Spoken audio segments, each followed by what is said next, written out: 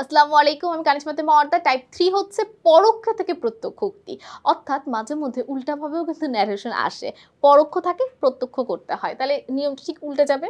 তা চলো আমরা একটু দেখি আমাদের প্রথম প্রশ্নটা কি বলা আছে। পরোক্ষ উক্তিতে কর্তা অনুযায়ী কিসের পরিবর্তন করতে হয়? ঠিক একইভাবে আমাদের ক্রিয়ারও পরিবর্তন করতে হবে। পরোক্ষ উক্তিতে ক্রিয়ার রূপে পরিবর্তন করতে হয় কিসের উপর? কর্তার উপর। প্রত্যক্ষ উক্তিতে চিরন্তন সত্যের উদ্ধৃতি থাকলে পরোক্ষ উক্তিতে কিসের পরিবর্তন করতে হয়? ক্রিয়ার কালের। পরোক্ষ উক্তিতে কি অনুযায়ী ক্রিয়ার রূপ পরিবর্তন করতে হয়? ক্রিয়া চেঞ্জ করতেই হবে কর্তার অনুযায়ী। তিনি বললেন যে বইটা তার দরকার। বাক্যটি কিসের উদাহরণ? দেখো যে দেওয়া আছে, যে একটা কমা হবে। যে দেওয়া আছে আমরা জানি যে এটা অবশ্যই কি হবে? পরোক্ষ উক্তি হবে। দেখো এই পরের প্রশ্নটা, কোনটি পরোক্ষ উক্তিতে ব্যবহৃত? ঠিক আছে, পরোক্ষ উক্তিতে ব্যবহার করা হয় কোনটি? সেদিন।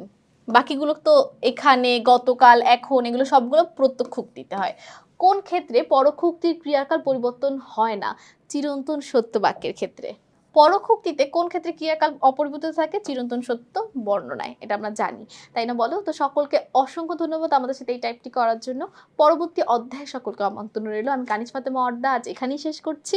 আসসালামু আলাইকুম, আল্লাহ হাফেজ।